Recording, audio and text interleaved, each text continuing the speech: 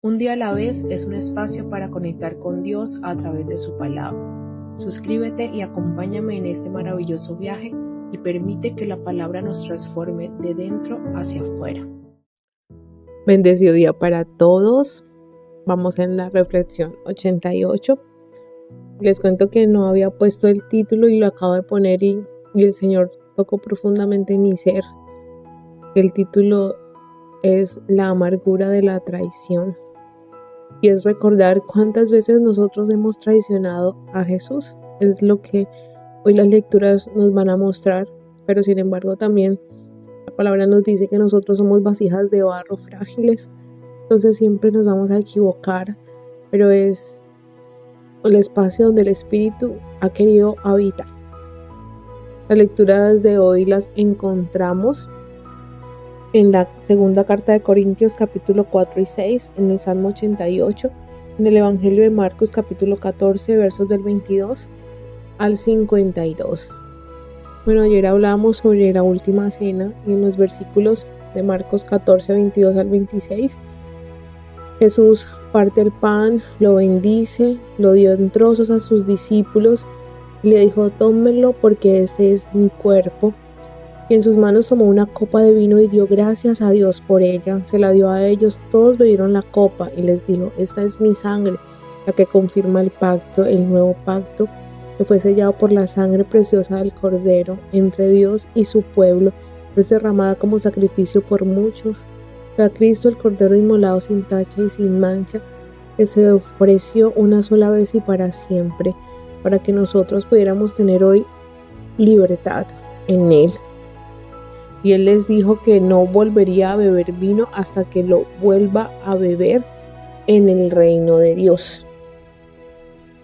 Luego cantaron himnos y salieron. ¿Por qué? Porque es que la consumación de la obra de Cristo en la cruz iba a ser con su muerte. En la cruz iba a ser todo consumado. Entonces por eso no iba a haber más vino. Esperaba ese tiempo. Luego seguimos en los versículos 27 al 31, donde Jesús predice la negación de Pedro. Mire que Pedro le aseguró a Jesús que él jamás lo iba a abandonar, aunque todos los demás lo abandonaran, él no lo iba a hacer. Pero Jesús le dice que iba a cantar el gallo. Antes de que lo hiciera 2 veces, él lo iba a negar 3. Y Pedro enfáticamente dijo que no, que jamás lo iba a negar. Pedro no se conocía, realmente no conocía su fragilidad ni su debilidad. Jesús sí había caminado con él durante 3 años, sabía de qué adolecía Pedro y por eso lo preparó, porque era una preparación para lo que iba a venir, porque Jesús le dijo que él estaría con él, así lo fuera pues a negar.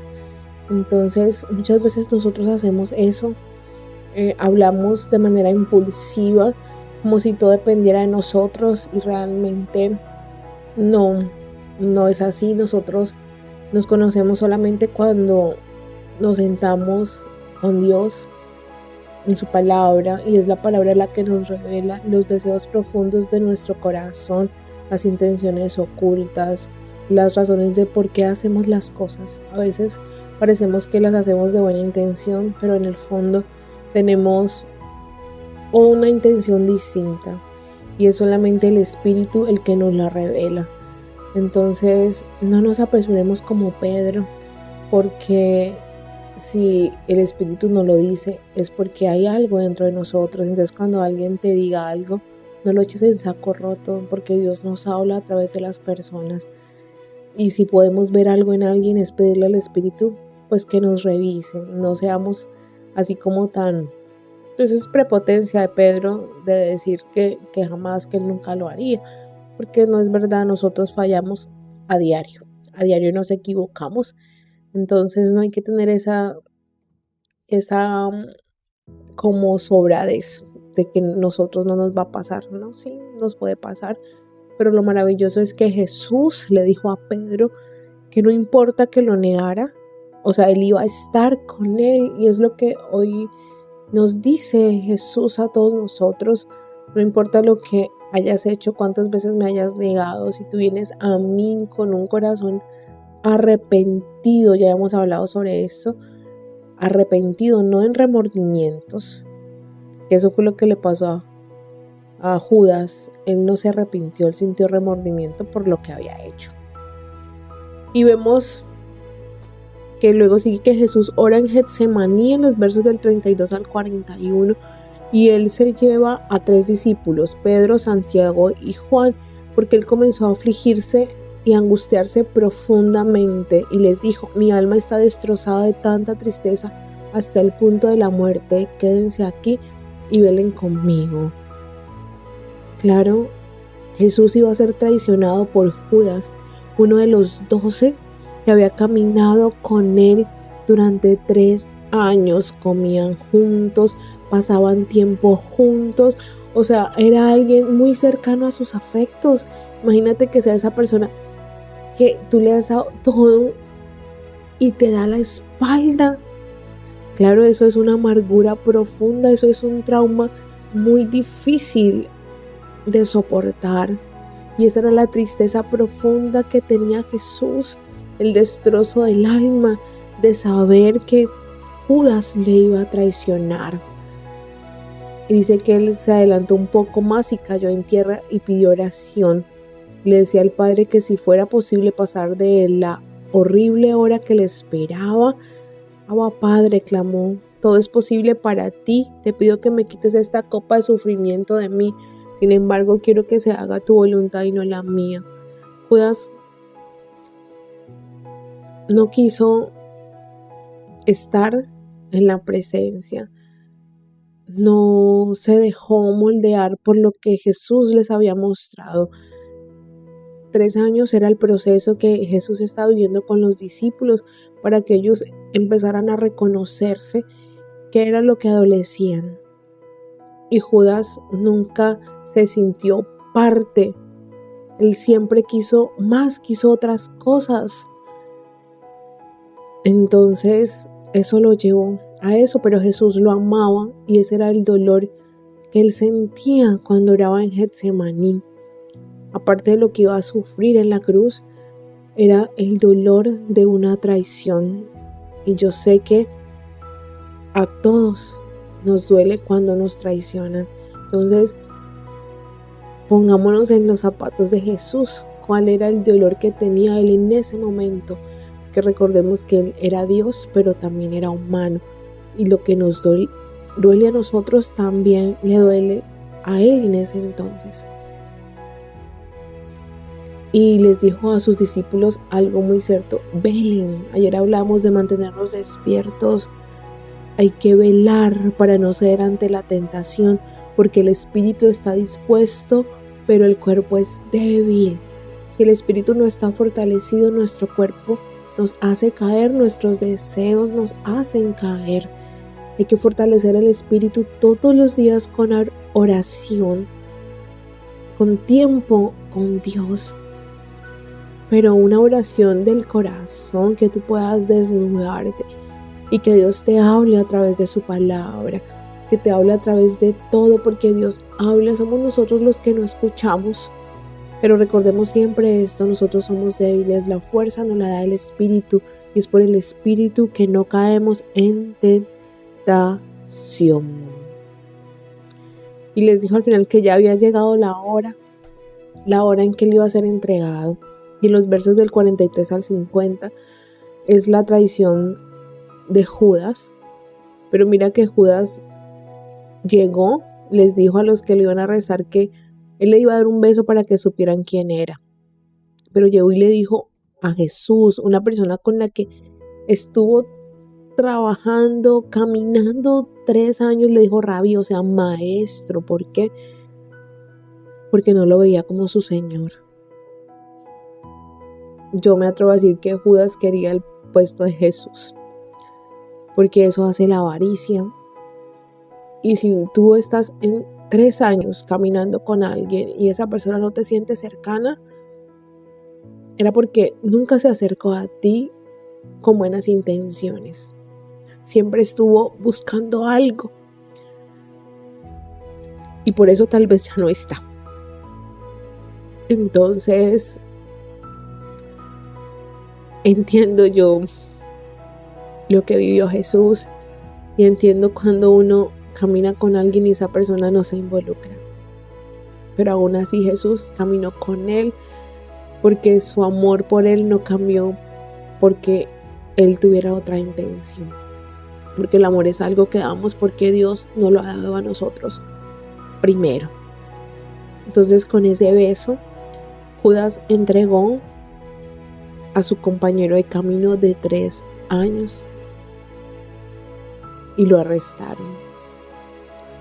En esto hubo como una revuelta. Pedro sacó una espada e intentó cortar a uno, pero Jesús hizo una aseveración que dice: ¿acaso soy peligroso que vienen con espadas y palos? ¿Por qué no lo arrestaron en el templo si él era visible, la gente sabía quién era? ¿Qué necesidad había de pagarle a alguien, de que alguien lo traicionara? Si estaba todos los días predicando en el templo, o sea, él nunca se escondió, siempre fue visible para todos, siempre estuvo al alcance de los que lo querían matar. Y si ven, no pudieron esperar, lo hicieron dentro de las fiestas. Bueno, continuamos con el Salmo 88. Es conocido como el lamento más triste y desesperado de la Biblia, compuesto por Emán Ezraíta. Describe una profunda crisis física, emocional y espiritual, donde el salmista se siente abandonado por Dios al borde de la muerte y sin amigos. A pesar de la oscuridad total y la falta de una respuesta aparente, el salmista mantiene la fe al clamar diariamente a Dios. Y vamos a leer este salmo para podernos identificar con el salmista y que cuando nosotros estemos pasando por dificultades, recordemos que nuestra fe es la que nos va a sostener. Oh Señor, Dios de mi salvación, a ti clamo de día, a ti vengo de noche. Oye ahora mi oración, escucha mi clamor. Mi vida está llena de dificultades y la muerte se acerca. Estoy como muerto, como un hombre vigoroso al que no le quedan fuerzas. Me han dejado entre los muertos y estoy tenido como un cadáver en la tumba. Soy olvidado, estoy separado de tu cuidado.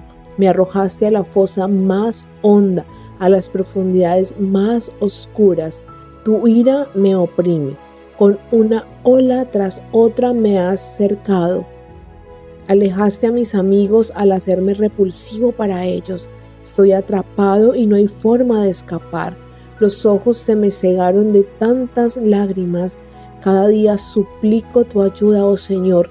Levanto a ti mis manos para pedir misericordia. ¿Acaso tus obras maravillosas sirven de algo a los muertos? ¿Se levantan ellos y te alaban? ¿Pueden anunciar tu amor inagotable los que están en la tumba? ¿Pueden proclamar tu fidelidad en el lugar de destrucción? ¿Puede la oscuridad hablar de tus obras maravillosas? ¿Puede alguien en la tierra del olvido contar de justicia? Oh Señor, a ti clamo, seguiré rogando día tras día. Oh Señor, ¿por qué me rechazas? ¿Por qué escondes tu rostro de mí? Desde mi juventud estoy enfermo y al borde de la muerte.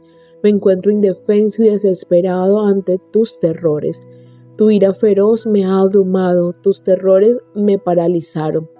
Todo el día se arremolinan como las aguas de una inundación y me han cercado por completo. Me has quitado a mis compañeros y a mis seres queridos. La oscuridad es mi mejor amiga. Este salmo valida el dolor humano, enseñándonos que es lícito expresar angustia y queja sincera delante de Dios en los momentos de crisis profundas. nos recuerda que la fe no siempre es alegría, sino perseverancia en orar, aun cuando no hay respuestas visibles. Este salmo es muy parecido al libro de Job, cuando el Señor estaba tratando con él porque había orgullo dentro de sí. Él oraba así con esa fe de que sabía que Dios era justo y que lo que estaba viviendo era una leve tribulación para lo que venía después. Y Job fue mucho más próspero de lo que era después de esa crisis en la que estuvo inmerso. Fue parte de su proceso.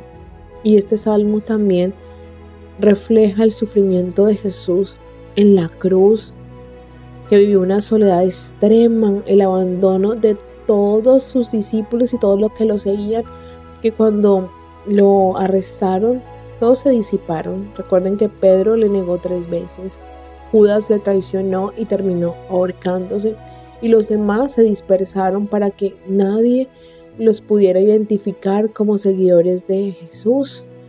Lo observaban, veían la flagelación, veían todo lo que estaba pasando, pero no fueron capaces de defenderlo. Ellos también lo traicionaron. Si podemos ver, ellos se escondieron porque el pastor fue capturado. No tuvieron la gallardía de defenderlo. Y lo digo con convicción porque no está escrito. Si no, los evangelistas hubieran retratado esto. Imagínate, traicionado por todos. Porque si tú no puedes defender a tu amigo, no es tu amigo. Si tú no puedes defenderlo, decir las cosas que son, cuando están hablando mal de él, cuando lo están calumniando, esa persona no es tu amigo. Es momento de que evaluemos quiénes son amigos. Y también yo he traicionado a Jesús muchas veces cuando me he decidido por otras cosas. Yo les contaba lo de la música, eso es traicionarlo, porque él me cuidaba. Yo le decía, no, yo quiero. Y así con diferentes situaciones, y yo sé que cada uno de nosotros ha traicionado a Jesús con su manera de pensar, con su manera de sentir, con sus acciones. Pero también les dije que Judas está con Dios porque él se lo llevó, él murió antes. Y los discípulos, pues después de esto, después de que él resucitó, hablaron de él con gallardía porque ya el Espíritu Santo estaba con ellos. Y es lo que debemos pedir, que el Espíritu Santo siempre nos guíe para que nosotros no seamos ese Judas que vive en remordimiento porque le ha dado la espalda a su Señor. Maravilloso es la palabra de Dios, porque ella nos confronta, porque ella nos desnuda. Seguimos con las cartas de Corintios del segundo libro, la carta número 4.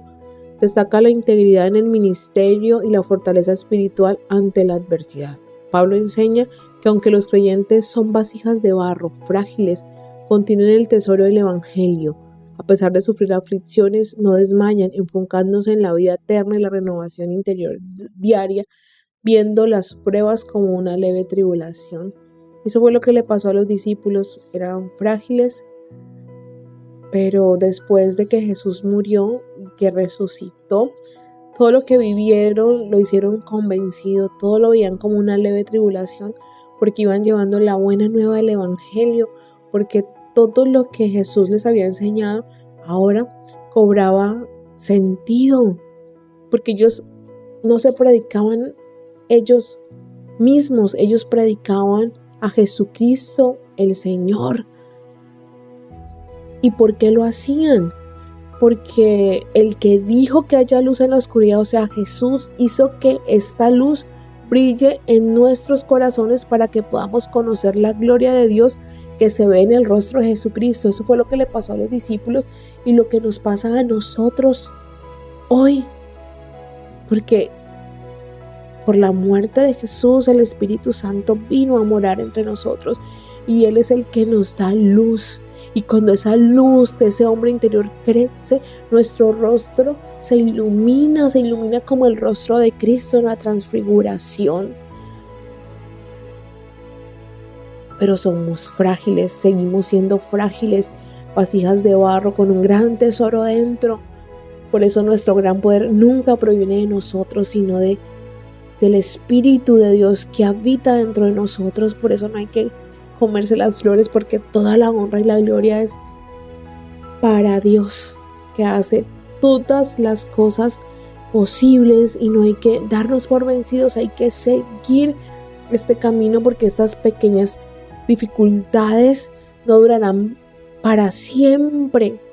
Esto va a ser un camino, porque estamos de paso, de peregrinación, y no nos fijamos en esas dificultades, sino en Cristo, el autor y consumador de la fe, porque Él es el que nos ayuda a permanecer firmes. Yo siempre he dicho que la vida tiene dificultades. Algunas las hemos ganado nosotros por malas decisiones y otras son producto de diferentes circunstancias que hay que aprender a sortear, y Dios nos da la fuerza, Dios nos da lo que necesitamos para permanecer. Pero mira que cada dificultad es para forjar el carácter, porque tú no sabes de qué adoleces si no pasas por ciertas situaciones. Yo no hubiera entendido que era egoísta si no hubiera tenido que vivir con alguien para darme cuenta. Yo no me hubiera dado cuenta de que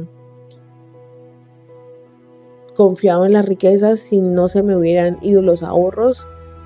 Yo no me hubiera dado cuenta que era orgullosa si esperaba el reconocimiento, hacía las cosas para que me aplaudieran. Si eso no hubiera sucedido, si no me hubieran ignorado, pues yo no sabría eso. Y eso lo reveló el Espíritu Santo para que yo fuera libre y pudiera hacer las cosas con la humildad que Cristo vino. Entonces, todo eso lágrimas que yo he tenido, eso no es nada comparado con la gloria venidera. Esto es un camino de paso y de purificación, y yo estoy decidida a centrarme en lo que Cristo quiere para mi vida. Y el capítulo 5 se centra en la esperanza de la vida eterna, la nueva identidad en Cristo y la misión de reconciliación. Pablo contrasta nuestra tienda terrenal, o sea, nuestro cuerpo mortal, como un edificio que se va a acabar. Pero después tendremos una casa eterna, afirmando que vivir por fe implica buscar agradar a Dios, sabiendo que el amor de Cristo motiva a vivir no para uno mismo, sino para Él, transformándonos en nuevas criaturas. Y como sabemos, o sea, cuando muramos, cuando esto se acabe, pues iremos a casa, no con este cuerpo que se pudre, sino con un cuerpo celestial. ¿Y quién nos impulsa a esto? Ha sido Dios Padre, y que nos ha dado como garantía de lo que vamos a recibir, pues el Espíritu Santo, la porción que está dentro de cada uno. Y recordemos que nosotros somos espíritu, y después este cuerpo se transformará y tendremos un cuerpo celestial donde las necesidades humanas ya no estarán, y adoraremos a nuestro Padre Celestial por la eternidad, a nuestro Hacedor. Y nos recuerda que nosotros no buscamos agradar a nadie, sino que buscamos agradar a Cristo, a lo que Él es. Él, por su obra consumada en la cruz, ya el Padre nos juzgó como justos por lo que Él hizo. Cuando comparezcamos ante el tribunal de Cristo, recibiremos lo que hayamos hecho en esta tierra. Ese lugar de honor que pedían los hermanos,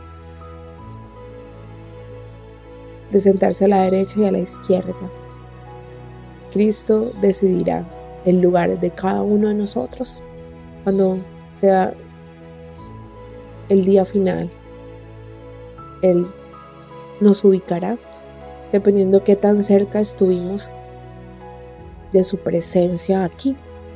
Así estaremos igual de cerca allá.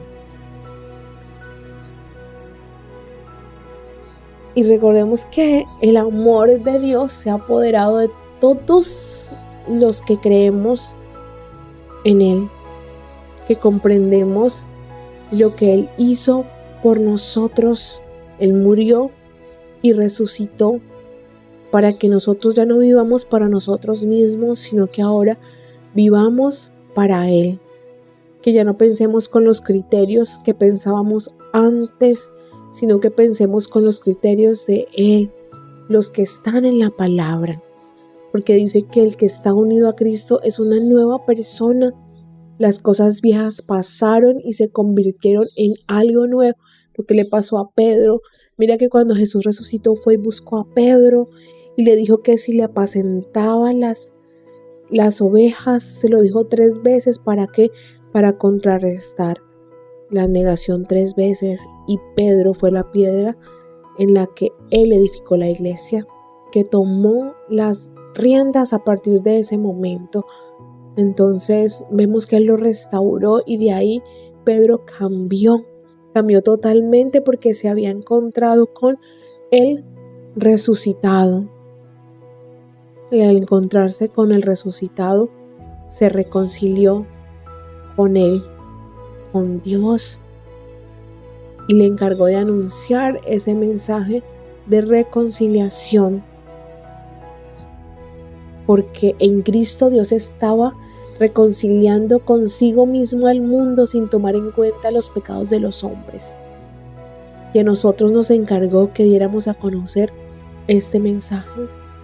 Creo que si Dios ha hecho algo en ti, si el Espíritu Santo está cada vez más fuerte en ti y Él domina tu vida y tus decisiones, es hablar. Nosotros somos embajadores de ese maravilloso mensaje que Cristo dio.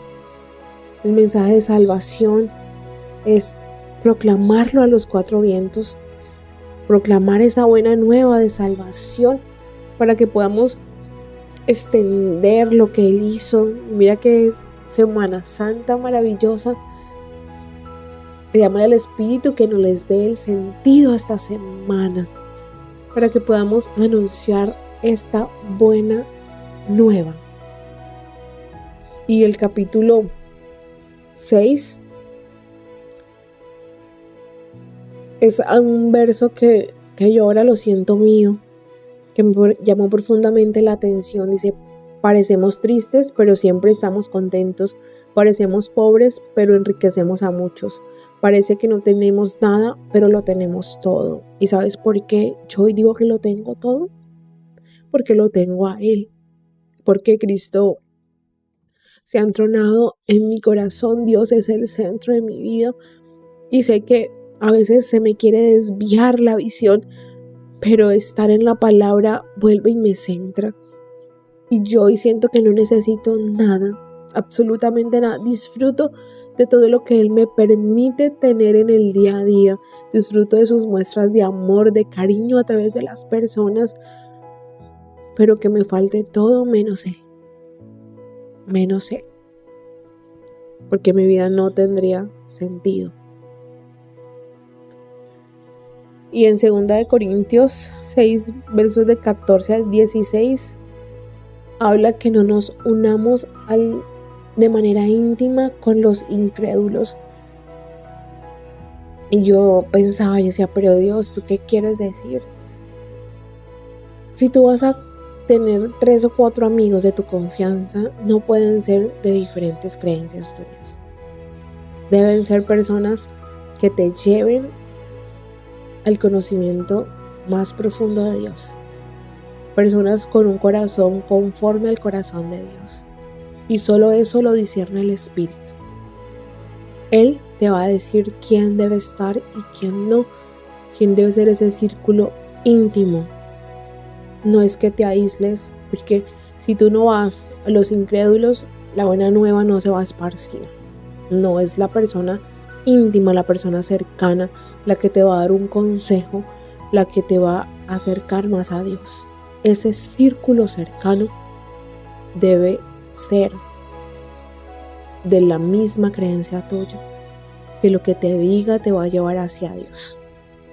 Eso es lo que este versículo nos está hablando, porque ¿qué comunión va a haber con alguien que piensa distinto? Si tú le vas a dar un consejo, te va a decir algo que te va a alejar de lo que Dios ha puesto en su palabra. Entonces, eso hay que analizarlo y pedirle al Espíritu que nos ayude a discernir, porque lo hemos dicho, hay gente que aparenta ser espiritual y no lo es. Entonces es el Espíritu el que te va a decir quién debe estar en tu círculo cercano, y Él es el que pone las personas a tu alrededor y las quita de la misma manera. Entonces pedirle a Él que nos cerque con la sangre protectora, y que lo que no deba estar pues no llegue, ni siquiera pase ningún filtro, no se pueda colar a tu vida. Y Él lo va a hacer porque Él cuida. Si tú le pides, le autorizas, Él lo hace. Y bueno, hoy recordamos lo difícil que es la traición, y que hoy Jesús nos invita a que no le traicionemos más, que permitamos que su palabra nos transforme para que podamos estar firmes en Él por su gracia. Que todos los días repitamos que hemos sido justificados por su obra consumada en la cruz, y que si lo creemos en las profundidades de nuestro ser y nuestro corazón, todo lo que Él ganó será para nosotros si lo aceptamos a Él como nuestro Señor y Salvador, y que venga y gobierne nuestra vida. Así será, tu vida va a empezar a cambiar. Y oramos en el nombre poderoso de Jesús y le pedimos que examine nuestro corazón y mire si en él hay caminos de perversidad, y que nos muestre el camino que nos conduce hacia Él, el camino de paz, de gozo, de tranquilidad. Y le pedimos que esta Semana Santa Él se nos manifieste de una manera muy profunda, que nosotros podamos comprender el sentido de la Semana Santa, que no importa en qué nivel de crecimiento estás, no importa si estás lejos o cerca de Jesús, Él puede hablarte hoy de manera fresca. Le pedimos al Padre que nos dé una nueva revelación de su presencia. Amén. Dios es bueno en todo tiempo, y en todo tiempo Dios es bueno.